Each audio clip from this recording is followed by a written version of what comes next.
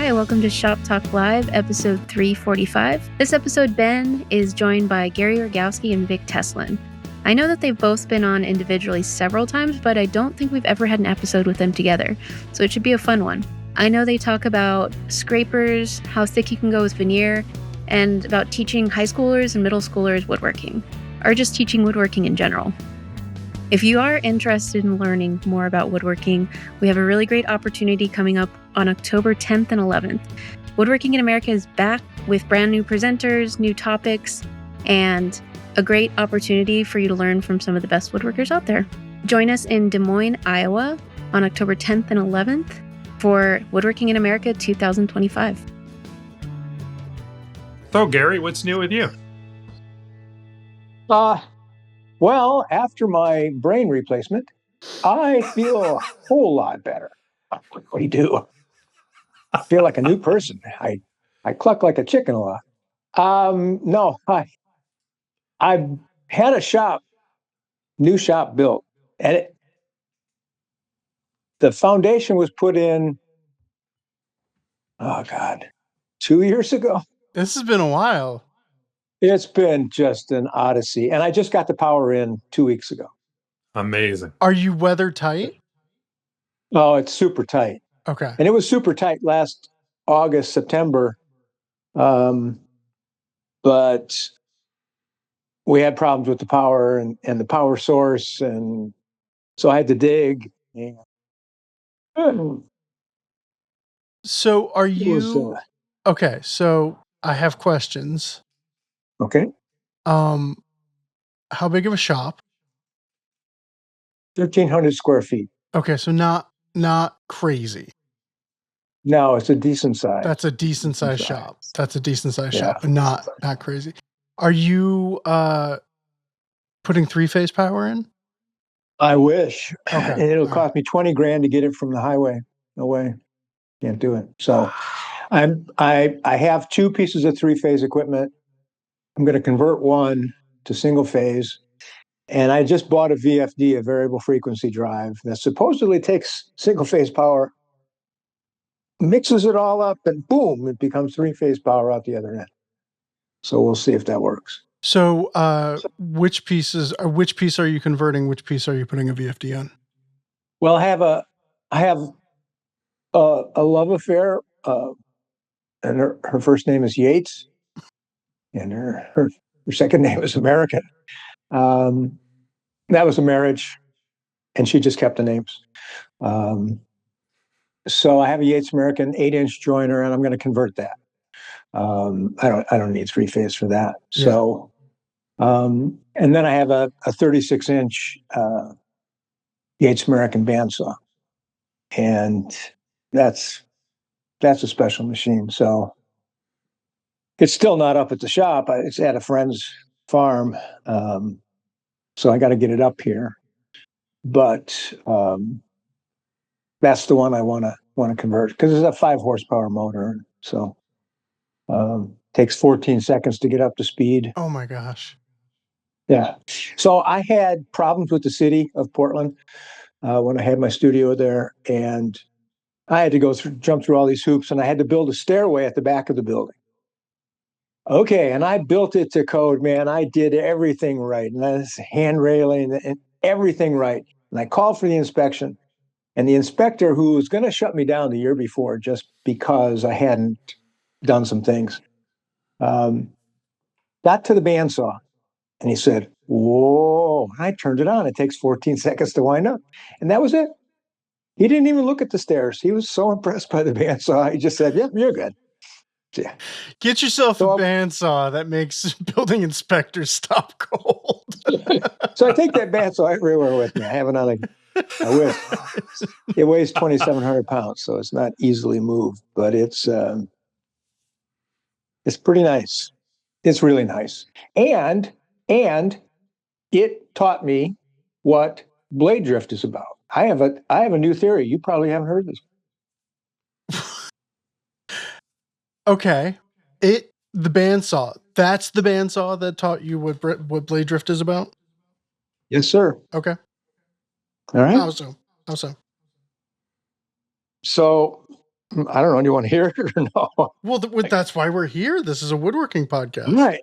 Okay. So, some people say, you got to get your two wheels coplanar, which is impossible because you always have to adjust the upper one for, getting your blade to stay on center.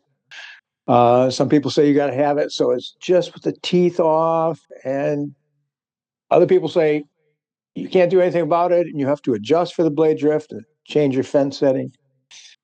I had a 1/2 inch blade on this 36-inch Yates, and then I put on a 1-inch carbide tooth blade. And the upper part of the guard assembly is aluminum. And when I put the 1-inch blade on there, I could hear it ticking. Now, it'll cut through the aluminum. That's no problem. But, I didn't want to hear that ticking sound. So on my Yates, has like a 4-inch diameter barrel that holds the bearings and the shaft and all that. And there's an adjustment, east and west. Now, all bandsaws adjust north and south, but this one up top adjusts east and west. Now, your bandsaw adjusts east and west, but it's on the bottom. If you take a look at the Lagunas, there's a plate there, and you can adjust it east and west on the bottom. So I adjusted it, and I immediately had blade drift, and I had never had blade drift before. I had to move it so that blade, got out of the way of the blade guard, wasn't ticking there. So it's coming off, but it, from crow's eye view down, it had to adjust to get down to that bottom wheel. And so I found a spot that was pretty good, but I still had to adjust for blade drift. It was massive. And so I believe that's the issues with blade drift. Okay, so it was the blade actually twisting between the wheels.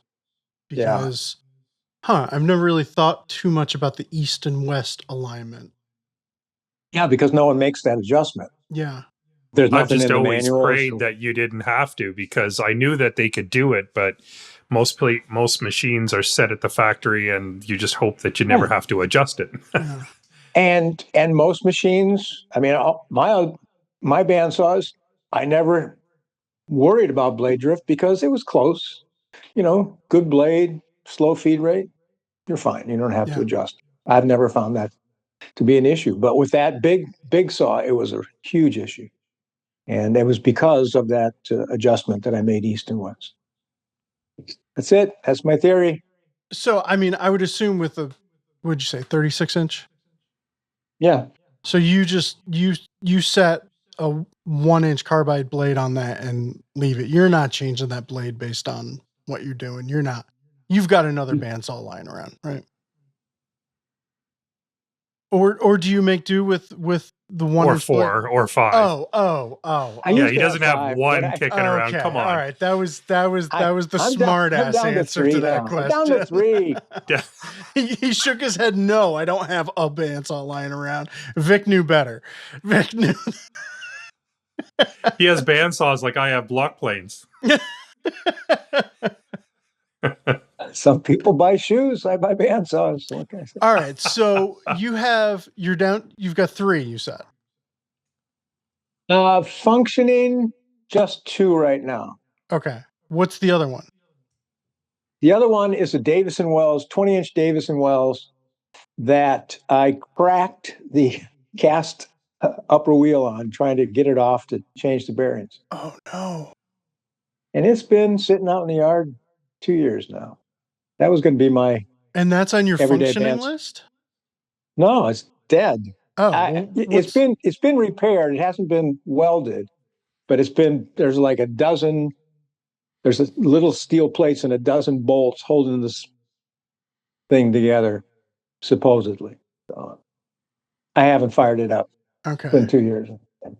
But I have a Yates American 16-inch, which is the bandsaw that changed my life, and a Laguna 16-inch. What did the Yates American 16-inch do for you to change your life? Well, I was a youngster learning woodworking, and I found it used for sale, and everyone was table saw. Table saw this, table saw that. And I was in a basement shop. I didn't have room for a table saw, and this Yates American has a rack and pinion fence So you can adjust it a 32nd of an inch if you want. And no blade drift. When fine woodworking started talking about blade drift in the 80s, I was like, wow, I don't have blade drift. Should I have blade drift? I wish I had I blade drift feel like the left other out. kids. I don't have blade drift. I better not talk about it in the playground. So I never had to deal with it. This Yates has so much weight, so much mass, and it's their school model. That 16 inch. I've got the manual for it, and it's for school and small shops. Wow. But that bandsaw made me realize that I can do my ripping there. I can do my joinery there. So that was a huge eye opener for me. And I believe if you're a furniture maker, your first 5 machines do not start with the letter T, as in table. So First 5 do not start with letter T. Okay. It's on the like when I teach people how to like buy their machines, the table saw is at the very bottom of the list, and it's a maybe. See, and I think it all depends on the angle you're coming in. Oh, I agree. I agree with that. Because for me, it was like I think I distinctly remember telling my wife one time, I don't ever see not working in plywood as my main material.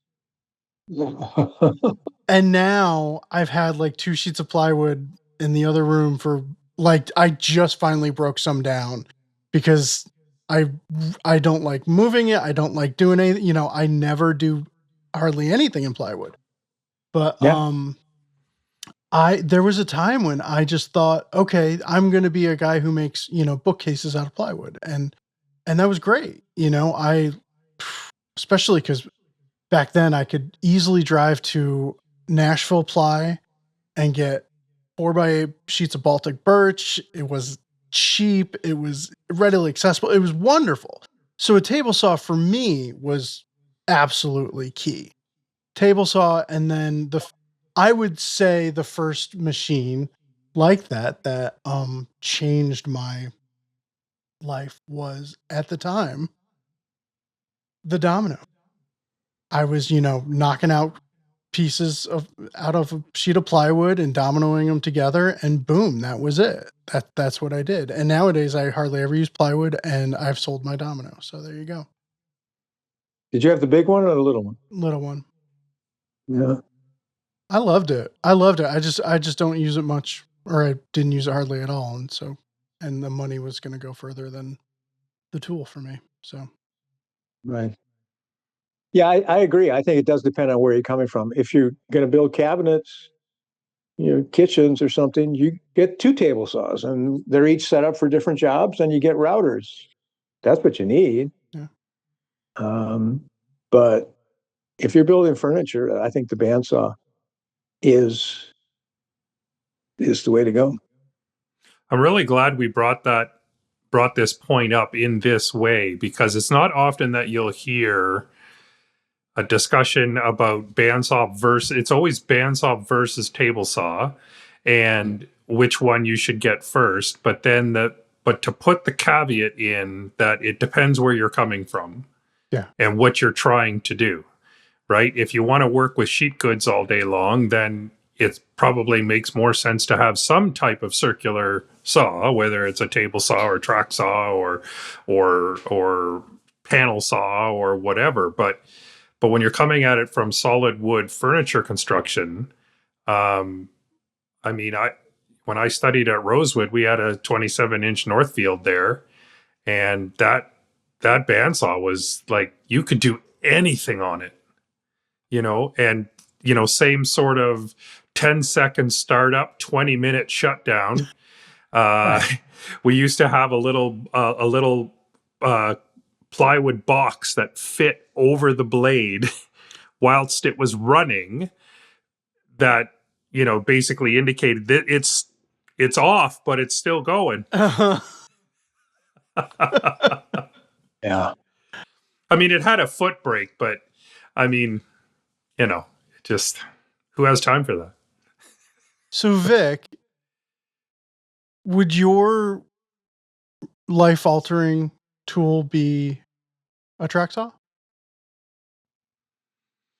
No, it wouldn't be. It would be like Gary. It would be the bandsaw. Okay.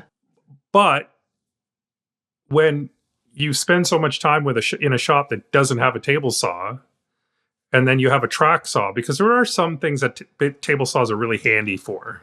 You know what I mean? Like ripping multiple pieces to, like if were building 2 end tables and you needed 8 aprons, and like there are certain economies of scale that, the table saw is better at. But then, like, again, like Gary mentioned, his first shop in a basement, like you don't have the footprint space to do that. You don't have, the infeed and the outfeed and all that other stuff. And that's the nice thing about the track saw is you get the economies of scale, you get the repeatability, but you don't have to have that, proverbial 8 feet in front, 8 feet behind, off to the sides and all that other kind of stuff. You can work within like a footprint of a sheet of plywood, basically. Yeah. All right. Well,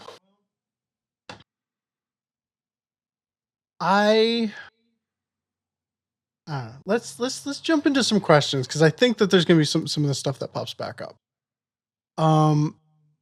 So right now, I think Vic is annoyed at this one, but that's okay. I'm okay having annoyed Vic. All right. This question's from Curtis. I'm planning to build an oak kitchen table with a shop saw and veneer top. I expect the table will see a fair amount of wear, and I want to be able to refinish it down the line if it gets too beat up. Is it possible to go as thick as 1/4 inch with veneer? Assuming a stable substrate, at what thickness does cross-grain wood movement start to become a concern? And Vic, I'm sure you have answered this question with us before, but it gets asked enough that I think it's worth coming back to. So, all right. Who wants to hands up, and I will for the audio only audience fill in the gaps. Hands up if you think 1/4 inch is veneer. Nobody. What about 3/16? Nobody. 1/8 inch. Oh, Gary's hesitantly raising a single finger. 2 millimeters. 2 Anything millimeters. More than 2 millimeters. So 3 millimeters is 8. 8 makes me a little nervous, but 2 millimeters, I do that all day long. Okay. Gary, where's so you're starting. 1/8 of an inch is the max. You got to have it on both sides to balance things out. So you just can't have a backer sheet on the other side because you'll get movement. Yeah, that's the movement. All right. So, and I've always thought 1/16 of an inch is your average-ish shop saw and veneer finished, right? Well, the advantage of 1/8 inch is you slice it at 1/8 inch and put it together, and now you've got something you can sand or even hand plane to line things up or level surfaces out. So it gives you just a little bit more to work with. So when I did plywood work, my edge banding was always 1/8 of an inch thick, and the commercial edge banding is, I don't know, I don't even think it's a 1/16 of an inch. No. That crap, you just get your iron out and iron it on, or have a machine that does that. And that stuff's so thin. For the record, I love that stuff. like when the time is right, that Home Depot iron-on edge banding is just a perfect product. I'm sorry. It's like they're like you gotta just put a piece of edge banding on a piece of plywood, and you're gonna paint it, or you're gonna what? I love that stuff. I will forever sing the praises of iron-on edge banding. Well, here's the issue I have with it, and with this gentleman's question, and that is where. So with thin veneers, there's a much greater issue with wear and tear, dings and dents. I had a big job to do 10 library tables for the state of Oregon, for the state archives. And I went around the state and looked at library tables at big institutions. I went to Oregon State University and U of O and Portland State. And I went to the library at Mount Angel Abbey because Alvar Aalto had designed this building and the furniture was in it. Alvar Aalto, Swedish designer. Finn, wasn't he? Was he Finnish? I think he was Finnish. Could be. We apologize to the Swedes if I'm wrong, but Finish. Wow. Finn, okay, yeah. Finnish, yeah. But he designed this stool with this incredibly tight bend, laminated architect by training. And I looked at his library and where the librarian sat, it was worn out. That's where the books got passed, day in, day out. And it was wearing out. So it was right then I said, nope, I got to build it out solid. It would have been so much easier out of veneered plywood, but I just didn't think it would last. So that's the issue I have with thin veneer. But at some point, it's like, so let's say even a 1/4 of an inch for Curtis was not going to blow up. And I think a 1/4 of an inch, if you're worried about cross grain, you're too far there, right? A 1/4 of an inch is going to be problematic. Yeah. What are you doing to your tables where you need a 1/4 of an inch of leeway? Like what is happening on these tables? A 1/4 of an inch is a lot. All right, Gary. Gary's raising his hand again because he has messed up some tables in his life. No, not me. My clients have. Okay. So I had done a solid wood tabletop for this client, expandable table, solid wood, and they wanted it lacquered. I said, fine. I took it to a shop, got it sprayed, and their kids took their forks and went bam, bam, bam, bam into the tabletop. Stuff happens. So thin veneers, surface coats like that, just stuff happens. That's all I can say. Wow. So, I mean, if you're looking for just being able to rejuvenate the finish or whatever, things are different now. Like, I mean, nowadays with with hard wax oils and stuff like that, if you get an area that's damaged, you can just sand out that area, add more hard wax oil. It all blends in together and it looks lovely. It's the old days, when we used to put layers of finish to build up, like refinishing something was a real nightmare, and you ended up having to take everything right down to wood, and you had to do a whole bunch of stuff. But I just find nowadays, like, if you're going to use, like, shops on veneers are nice for those surfaces for everything that Gary talked about, being able to sand them, being able to hand plane them, for crimity's sake. Like, I mean, and you can even still tell which direction the grain's going in, like it's not a difficult thing to do. And I mean, that even at 2 to 3 millimeters or, 1/8 inch or a slim 1/8 inch, there's room there to do that a couple of times. So I think, I mean, yes, like, I don't recommend building a nice kitchen table until your kids have full control of their appendages, which sometimes takes to the age of 20. But at that point, we're still rooting for you, Vic. Yeah. That's why my tabletop is almost 2 inches thick. Or at least that's what it started at. But yeah, like, I mean, Gary's right. People do all kinds of crazy things to their furniture, and it's just crazy. You get calls and you're like, what did you do to this thing? I had a client, well, I'd never built anything for her, but I knew her. She was in the arts world.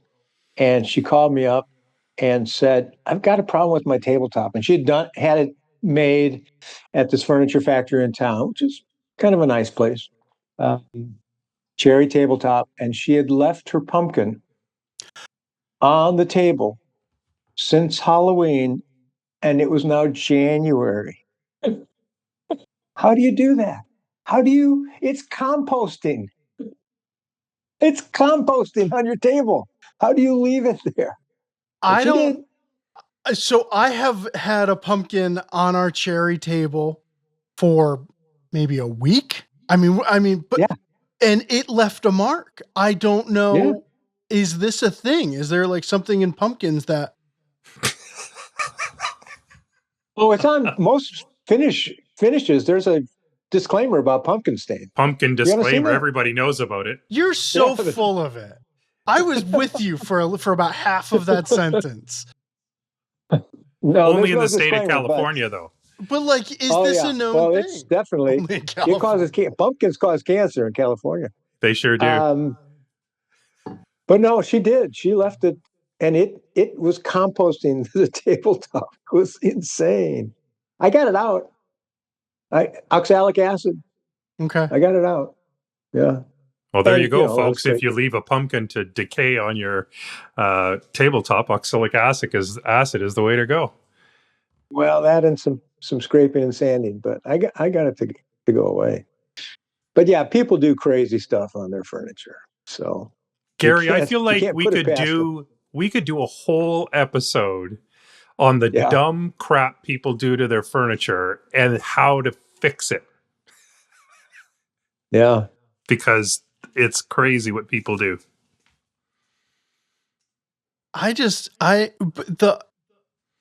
Back to the question though, the other thing that I always think is, does anyone really you have to sand for a long period of time with 80 grit. You have to really be leaning into it to take a 32nd of an inch off a piece. Yeah. Like, have you ever done that thing where you're trying to fit like a thing in and it's just, a couple thou over or something like that. And you think, oh, I'm just going to hit it with some sandpaper real quick. And it's like 3 minutes of lightly hitting it with sandpaper aggressively eventually.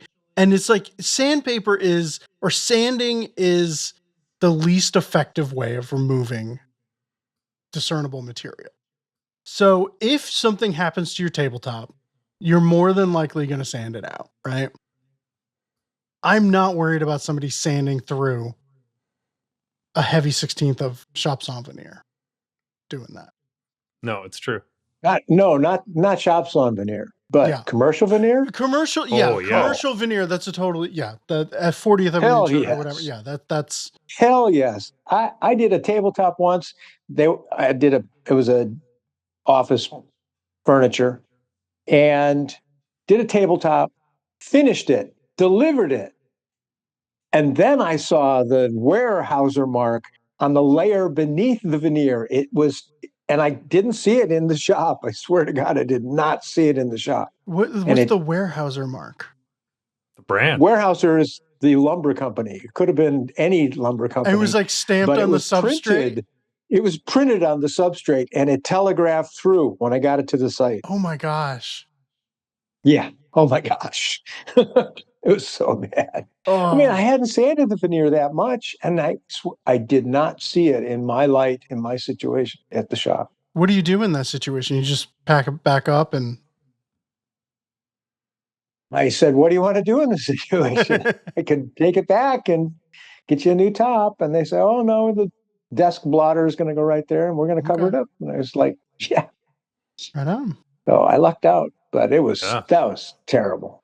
That was terrible. So, yeah, commercial veneer can be really, really thin. Yeah. So not hard to sand. Curtis, 1/8 of an inch or under. Yeah. Yeah. And now everyone has homework to look up Alvar Aalto. Alvar Aalto. Incredible designer. Oh, yeah. Oh, wow. Yeah, I'm just... Really cool stuff. So he did furniture for his buildings as well? He did all kinds of things. For all his buildings, but I mean, he had a couple of regular pieces that, I don't know what that stool is called, the bent legs, but yeah, that was a big deal. That was Alvar Aalto. Oh no, this is Artec Aalto stool. That is, okay. I'm gonna have to dig into that more. All right. So next question we have is from Butch. And this one, okay. This one we've been sitting on for a while. And I promise you, I try and match questions to people who can mindfully answer them. I'm always trying to get the best answer we can. I have not been able to match this question up with anyone. So I'm going to answer it myself because I have experience with this product. And I'm hoping y'all have something to say about it too. But this is from Butch.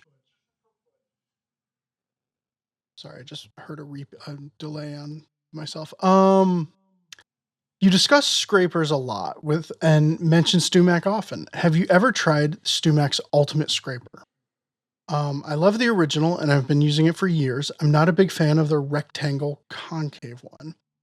I'm seriously considering rounding the corners on mine and flattening the concave side. So, for the uninitiated, StewMac's Ultimate Scraper is a piece of, I would say, 1/8-inch steel. And you do not sharpen it like we always talk about sharpening spring steel scrapers around here. You basically grind it.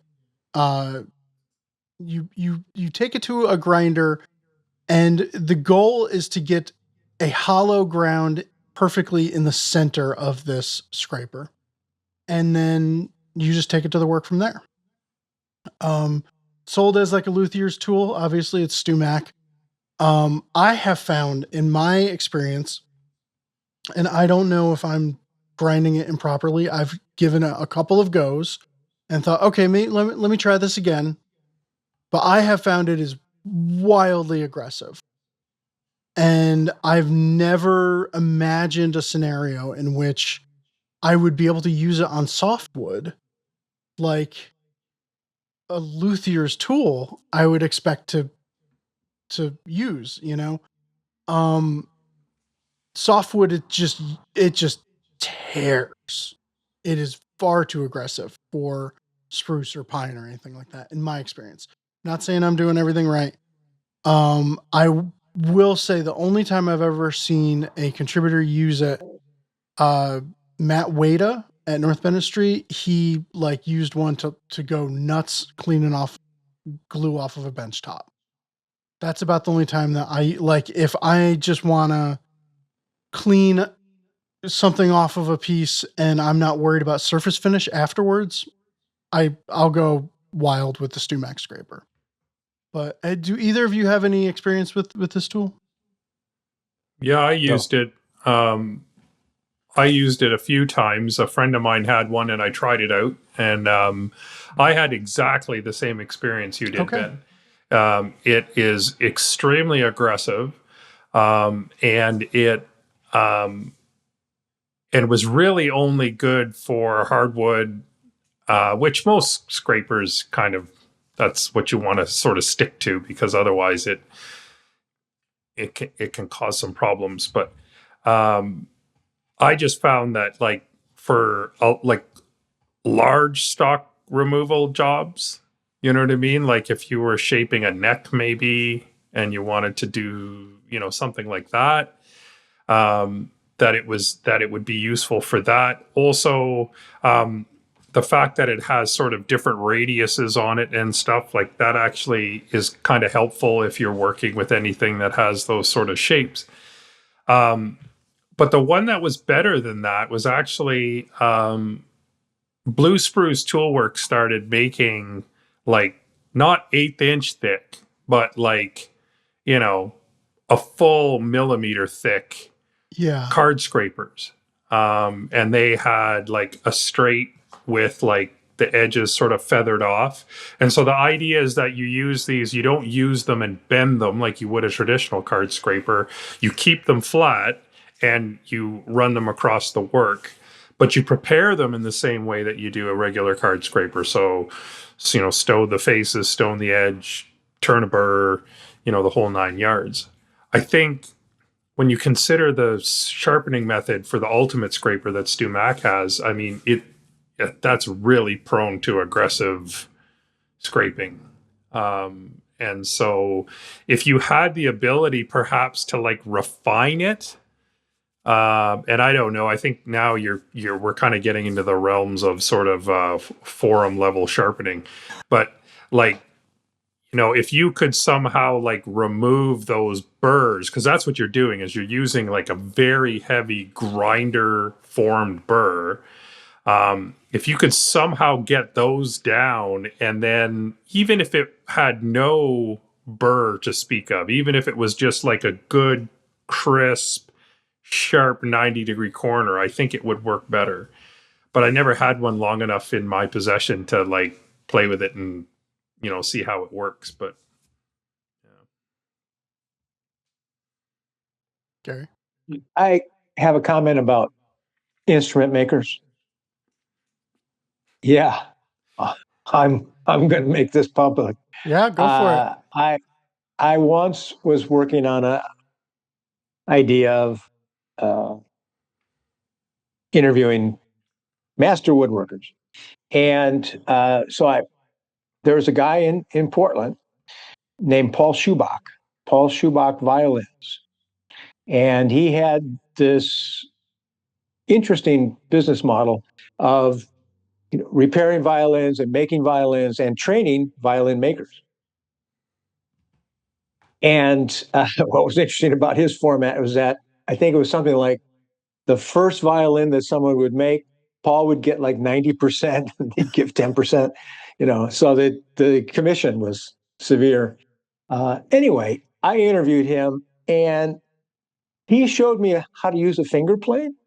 A finger plane is like an adze, only it's tiny, because I thought he was going to, take this little finger plane and gently, lovingly kind of playing away these little tiny shapes. No, he got in there. It's like, wow. He was just hacking away at stuff. And it just happened to be with a plane that was an inch long. So I think that that aggressiveness, it's latent in all instrument makers, and they really need to get it out with a scraper like that Stumac.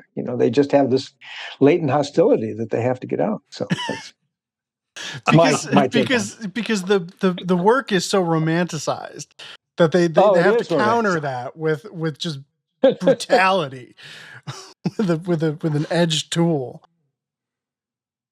Did you see the movie The Red Violin? What a great flick that was. It was about this guy, and he makes this violin and for his wife, and then the violin travels, and it's kind of a mystery. Samuel L. Jackson is in it, as he is in most movies. But it was very interesting, and I actually had to ask Patrick Edwards, the 18th century furniture maker. Bad joke coming. About the blood, that this guy put blood in his shellac, or it was from a blood tree or something. I forget the exact reference, but Patrick assured me that wasn't the case. That was there's like didn't put violin makers shellac and rosin recipes and their finishes, and just like that is some mysterious dark art where yeah. Now that said, I'll have to dig it up. There's a guy in Texas who makes I think he's in the Austin area, makes violins, and his whole thing is he's making his finish exclusively from materials he finds like in his 50-mile radius or something like. So he's going around and looking for pine resin on hikes and things like that, and melting that down and using it in his finishes, and it's like part of his like whole thing. And it's because that's what Stradivari did. He used what was available to him. So I love those weird luthier mysterious things that go about. So from that, very aggressive group though. Don't get drunk with them. It's dangerous. Oh yeah. You've been known to hang out with some luthiers. Have you ever found, Vic, that there's like is Linda Manzer putting a drop of blood in the lacquer before she sprays a neck? I don't know about that, but I remember one time asking her if she would be willing to set up one of my guitars that wasn't made by her. And she's like, "Oh yeah, no problem." She said, "Bring it over." So I brought it over to her shop, and she like, when she started filing that nut, I was like, the aggressive nature at which she like was removing material, like I would have been like, pass, pass, check it, put it out, Yeah, pass. time. And she's just like, like, I was just like, oh my God. So anyway, I was like, well, nuts aren't that expensive. So, but anyway, I mean, she dropped the action substantially, clearly, but, and I've also been to Luthier's, symposium, and I can confirm exactly what Gary's saying. I think out of all of the people who work with wood that I've ever partied with, luthiers are completely bananas.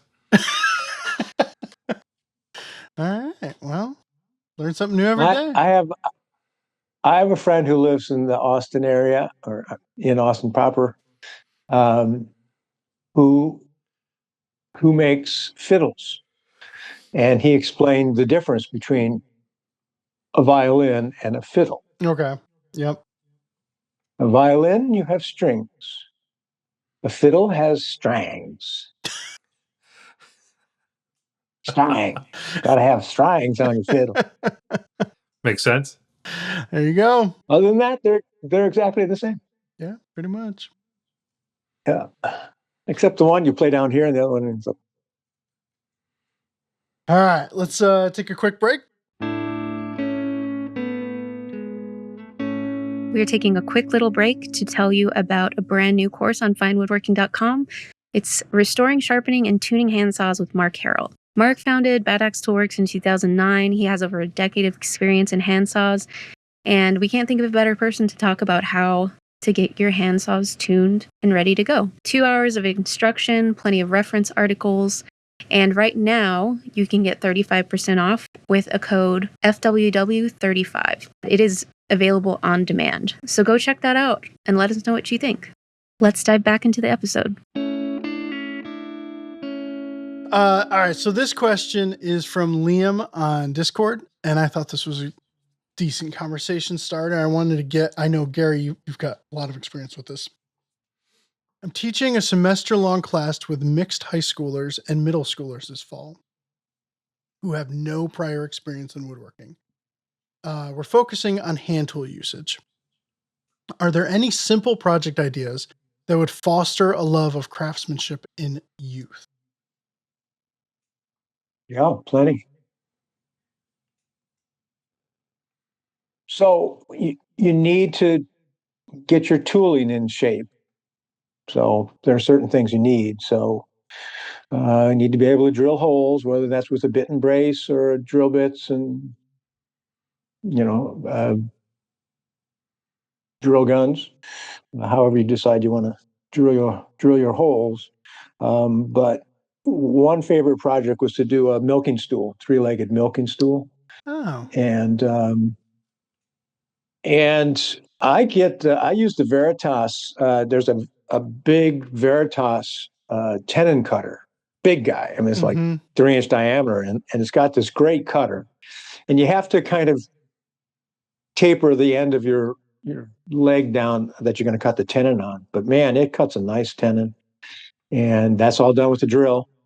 You just put the leg in a vise, and there's a little level on the tenon cutter, and you cut your tenons. But you can, take crummy pieces of wood for the seat. In fact, the crummier the better, and then paint everything. Milk paint. So if it's got knots in it, it's not a big deal as long as you find 3 spots on that 1x10, whatever, or 2x10, to get 3 holes in it. That's a great project, I think. And I've done lots of them. Give them away as presents. They're great. So that's one.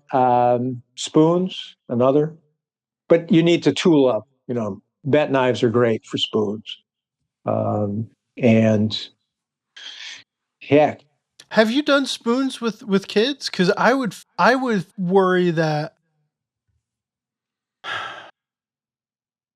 the parents would really worry about, because especially carving a spoon with a hook knife or whatever, it looks, to the untrained eye, it constantly looks like you're taking your digits into danger town. And Well, the trained eye is absolutely terrified. yeah. But I mean, if you walk into the wood shop, you're at risk.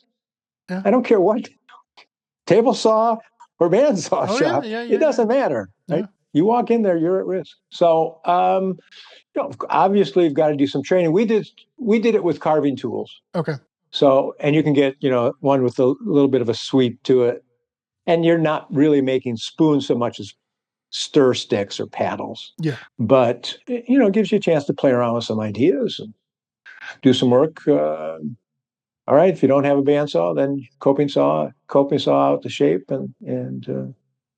but you'll need tools like that. Shave horses are nice to have so that you can hold these things. And then we did a mallet, another nice project, hand chop a mortise out. So you need sharpening setups for the kids or for the teachers to get the kids sharp tools. You need sharp tools. Sharp tools are much safer than dull tools. Mm-hmm. Oh yeah. It's a paradox, but you can control them, and you can't control dull tools. So the sharper the tools, the better. I think it was Russ Philbeck who talked about some work he had done at a youth camp, and one of their go-to projects, and it makes a lot of sense to me, is a shaker box.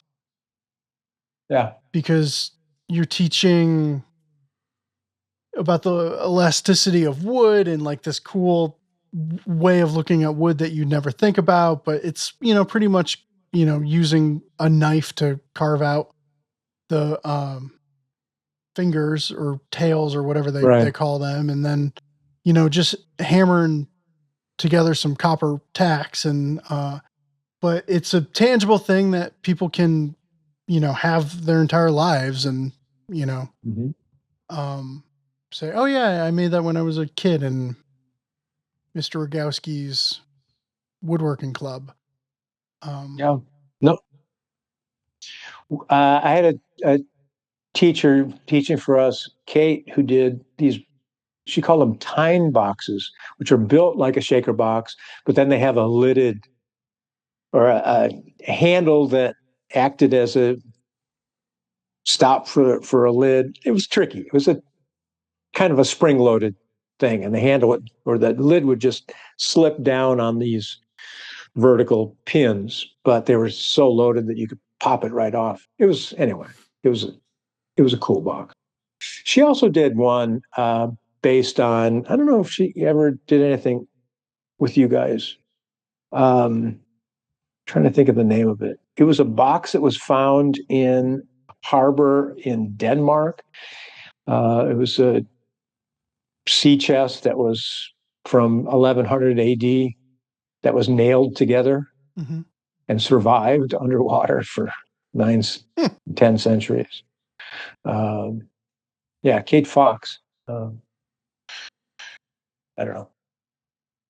That's a cool project as well.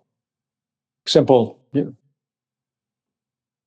single board, adzed out and sawn up and nailed together. Vic, nails give you some options. What would you recommend for? It doesn't even have to be kids. It's like what's a good project that's going to get someone hooked. Well, before we leave the topic of kids, so I think it's important to note, and I'm sure if you spend any time teaching woodworking at all, what you realize is that with kids, when they show up to your class, they haven't spent 5 hours watching YouTube videos on the subject of woodworking. They don't walk in with a preconceived notion about what they should be doing. They don't walk in with an attitude of like, well, I've watched a couple of videos, so I know more than Mr. Rogowski knows. So there's this, when you work with kids like, when you tell a kid, like, listen, you're going to hold the wood this way and you're going to push the knife only in this direction, because if you push it in the other direction, you're going to hurt yourself, right? That's enough of an incentive for the kid to go, okay, right, hold it this way, push it that way, got it. And they listen, okay?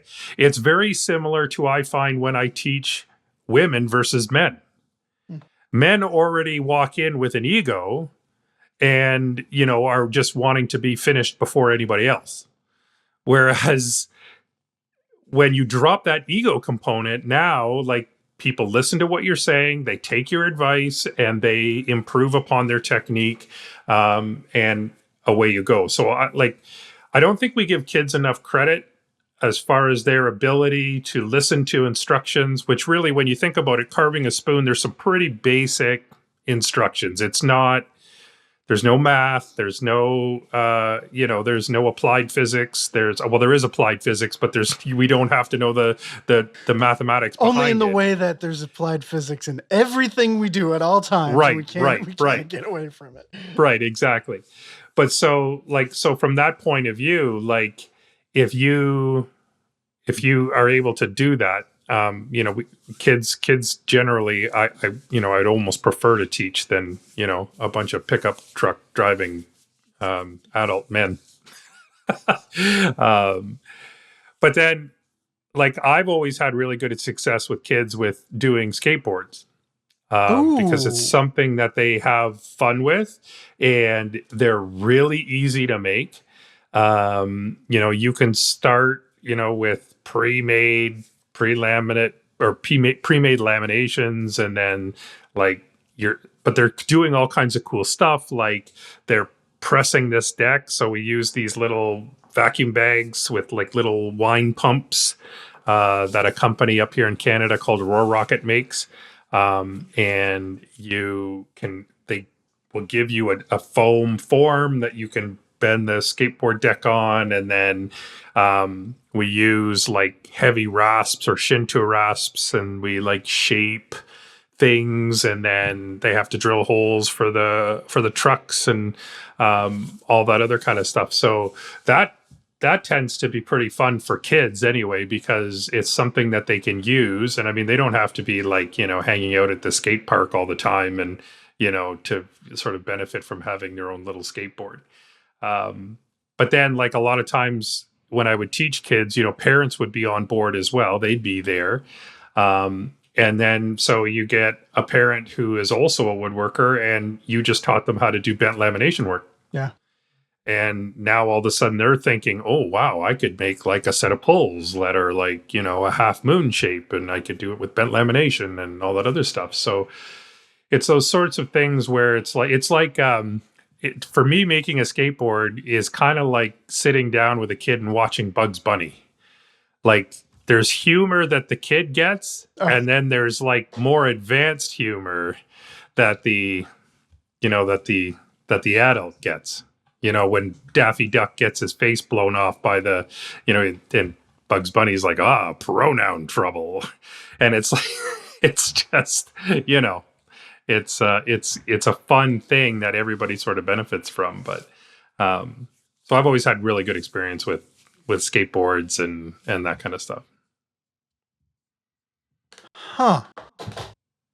I would have never thought skateboards, but that makes a lot of sense. And again, it's a project that's teaching about material science, even. It's like that kind of goes deep. Well, the other one I've used too. Go ahead. They're not afraid to make mistakes. I've had adults who've taken class from me several times and make a mistake. I had one guy just pack up his tools and leave. I couldn't convince him to stay. He was just like, wasn't talking. He just felt so stupid. And yeah, and that's all ego, And the kids are like, oh yeah, I screwed that up. I don't care. Yeah. They don't. They just, let it slide off and move on to the next one. So, But the other thing that I've had really good experience with kids are drums, like cajones. And so, like, I do this little, and you'll have to like explain it, but this is basically a bongo cajon, right? It's just like a two cavity box, right? Yeah, with like that's trapezoid shaped. It's got a thinner piece of plywood, a tapas on the top, and it's a super easy thing to build. You can make it. I make them with like a little rabbet so that like the pieces join together, and then you can. The joinery can be anything. It can be wooden nails. It can be, pins. It can be whatever you want. But then at the end, like they get to like paint them and make whatever, and then we all sit around and have a drum circle.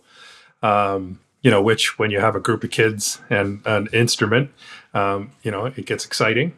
But again, it's like I think, especially with kids, they've got to be able to, once they make the thing, they need to be able to interface with the thing. Right. And so, like, if you teach them to make a candlestick holder, it's like, okay, great. They get that sort of satisfaction from mom or dad, as a little gift or whatever, but then they don't get to play with it anymore. So that's a good idea and a really solid point. Get something that they can actually interact with. Yeah.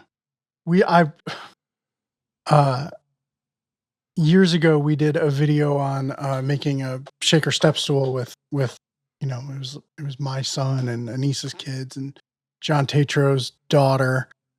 And